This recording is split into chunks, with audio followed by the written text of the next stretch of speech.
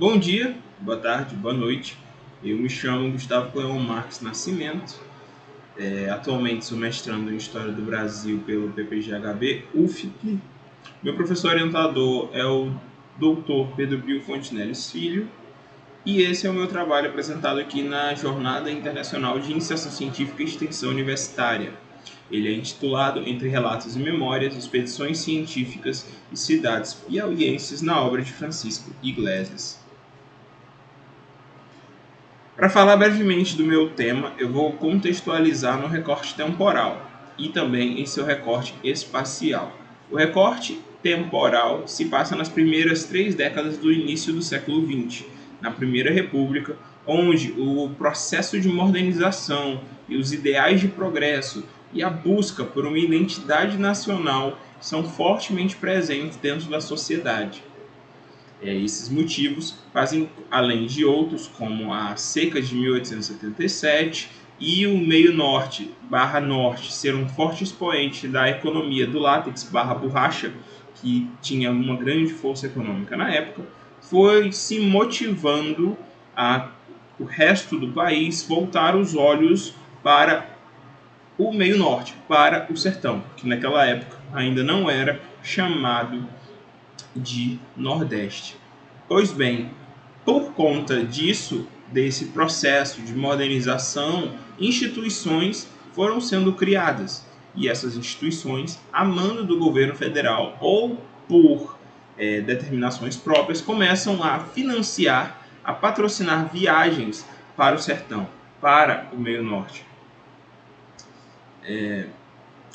Dessas viagens, eu cataloguei 4 instituições e 5 viajantes que vão passar pelo Piauí, mas de forma geral pelo Nordeste, pelo Sertão, nessa mesma temporalidade, no mesmo momento, cada um com uma atribuição. Como no Instituto Geográfico Histórico Brasileiro, da Bahia, manda o geógrafo Agenor Miranda. O Instituto Butantan manda Francisco de Assis Iglesias.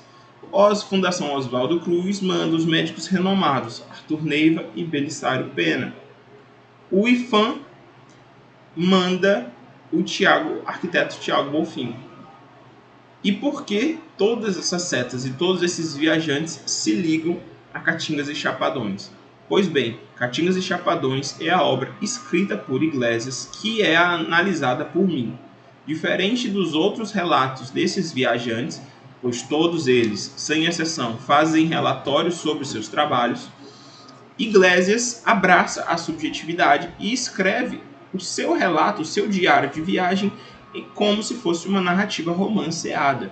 Então ele se coloca como um personagem, ele se coloca não só como um observador do cotidiano do sertanejo, mas como um personagem que atua, que vive e que sente, de acordo com o seu lugar social, os desafios do sertão. E, não obstante, todos os outros viajantes aparecem na obra Catingas e Chapadões de forma direta, como é o caso de Agenor Miranda, que irei mostrar posteriormente, ou indireta, como é o caso de Arthur Neiva, Belisário Pena e do Tiago Bonfim. Mas antes de eu passar para o próximo slide, eu vou falar um pouco sobre o Iglesias. O Iglesias é filho de imigrantes espanhóis e se formou em agronomia. Morava em Piracicaba, em São Paulo, e conseguiu serviço por conta de seu status no Instituto Butantan e veio ao Piauí para defender o látex, que era um grande expoente econômico também dentro do Piauí.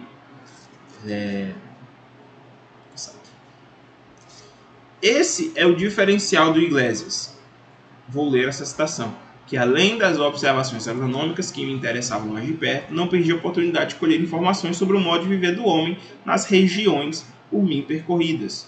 Ou seja, ele abraça essa subjetividade e ele relata logo no início da obra que ele vai falar sobre o que ele está vendo e sobre quem ele está vendo. Diferente dos outros relatos de viajantes, onde o sertão é um caráter mais técnico e mais negativo, mais decadente. Aqui, sua visão, de fato, ainda é uma visão muito estereotipada e negativa sobre o sertão, mas ele dá uma disfarçada, ele vai tentar falar com palavras bonitas o que ele estranha e o que ele não gosta, ou o que ele gosta, desse território. Aqui são alguns objetivos, que seria compreender a narrativa do livro Catingos e Chapadões e suas aproximações e distanciamentos entre história, memória e literatura, discutir sobre os traços biográficos e memorialísticos do escritor na sua narrativa e seu diálogo com outros viajantes reais e ficcionais, inferir acerca das representações piauienses das cidades em sua obra. Quando a gente diz representações, vai abarcar também já os próximos o próximo objetivo, né, que é analisar os aspectos políticos, econômicos, sociais, culturais apresentados na narrativa do escritor. E as cidades piauienses, não só teresinenses, porque ele vai passar sobre várias cidades. Ele fala sobre Teresina, Parnaíba, Uruçuí, Amarante, Santa Filomena, Picos. Então ele vai falar ali sobre várias cidades por todo o Piauí. Enfim, além disso, como falei, ele é um personagem que atua e que vive o território, então ele vai ser analisado, é analisado na pesquisa. Os aspectos políticos, econômicos, sociais, culturais representados na narrativa, e também vai localizar o Iglesias como parte desses viajantes em missões civilizatórias ou missões financiadas por instituições como participantes de um movimento nacional. Ou seja, através dele e dessa sua subjetividade, a gente tenta reconstruir o grande cenário teresinense, não só teresinense, mas também brasileiro. Não só piauiense, no caso, né, mas também brasileiro.